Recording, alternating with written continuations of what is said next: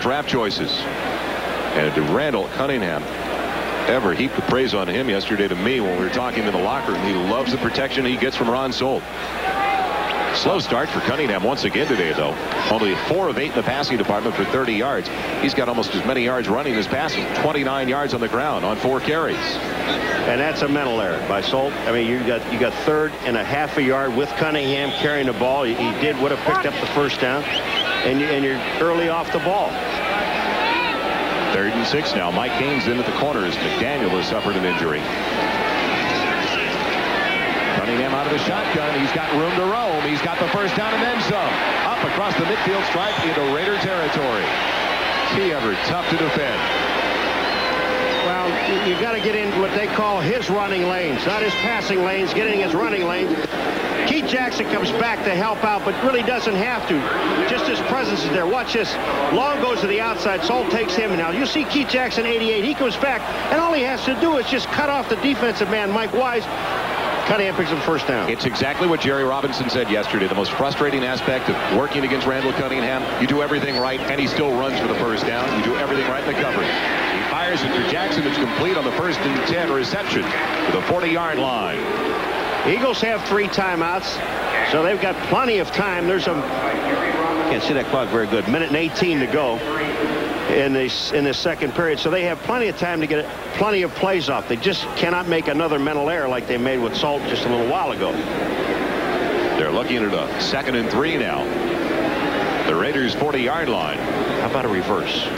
No, I hate that play in this position of the field. This can take you out of field goal range if it doesn't work, but if it works. Byers goes into a wingback position, so they've got trips to the far side of the field for Randall Cunningham out of the shotgun. 4 Byers, and he can't hang on to it against Tom Benson, the linebacker. Byers comes in today as the leading pass receiver for the Eagles with 26 receptions. The 24 for Keith Jackson. Jackson with a couple already today. The one thing that the coaches, when they were talking, especially Scoble yesterday, talking to us about Randall Cunningham, is the fact that he has learned this year to take a little bit off, Joel. When he has to lay it in there, he can fire it in there. When he has to just dump it a little bit, he's got the touch now. 3rd and 3 situation. Plenty of time for the Eagles with all those timeouts. 1:15 left on the clock. Cunningham on the timing play for Chris Carter in single coverage, and he can't hang on to it against Mike Gaines.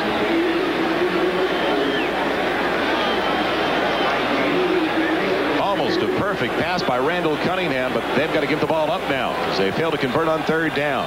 Breach with 3 field goals. Got a 9-0 lead for the Bengals, the leaders in the AFC Central. You'll see all the scores and highlights with Bob Costas and O.J. Simpson. At the half, Warren Moon with a 51-yard touchdown pass to Curtis Duncan. That's why the Oilers are up by 17 now on the Steelers. Steelers, a team on the move up until this Sunday as they had taken 3 out of their last 4. Telchik in to punt it away for the Eagles.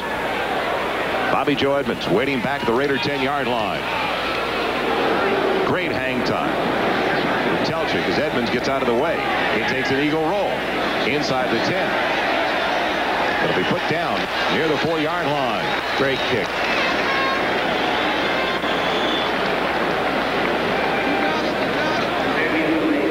Telchik getting the job done with the outstanding hang time. A 37-yard punt.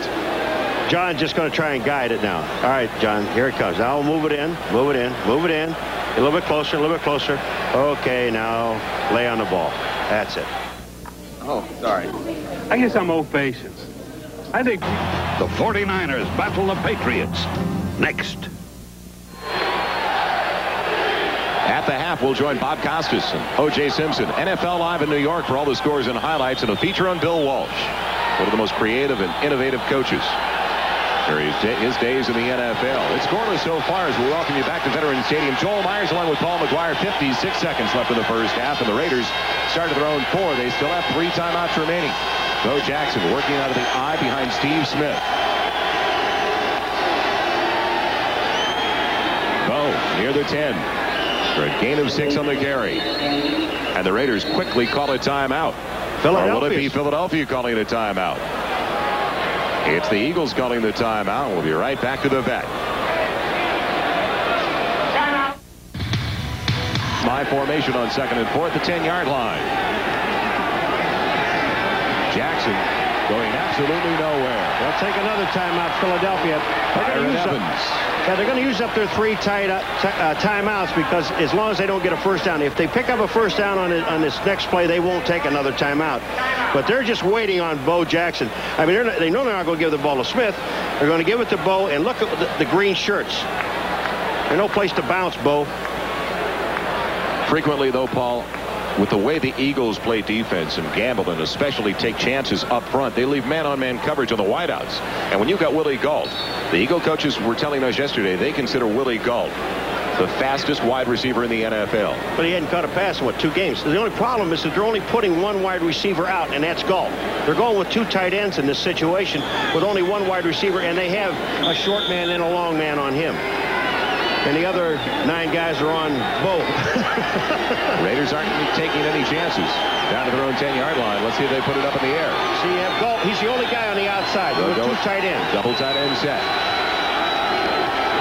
Jackson and Smith in the backfield. Jackson the motion man. Does he put it up top? No. Smith, that is way short of the first down. Eagles call a timeout. They stop the clock with 39 seconds left in the first half, and they are now out of timeouts. All the Raiders wanted to do was get 1 first down, run this clock out. I believe they do get the ball in the second half, so don't take any chance with anything down here. But they didn't get a first down, and we looked in the first quarter where Telchik had a problem punting. This wind looks like it's coming from left to right, but actually it's not. It's across the field, and Jeff Gossett is going to have to keep this ball low to get any distance at all on it. Last time we were here was the opening Sunday of the season, Paul, and we saw the Eagles special teams come up with a big play against the Seattle Seahawks, blocking a punt. That's right. Do you think there's any? What'd you say about Gizmo? Buddy Ryan said if he drops it, leave.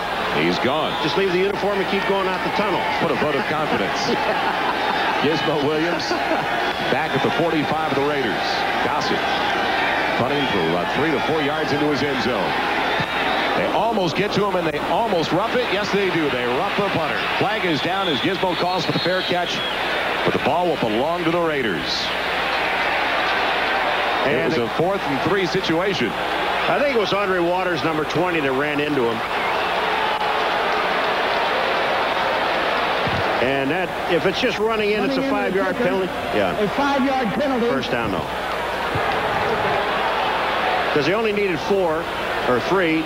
And they got 5, and now the Raiders will sit on the ball.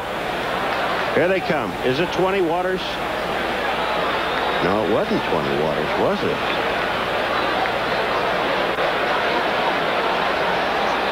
Brett Hager. Al Davis,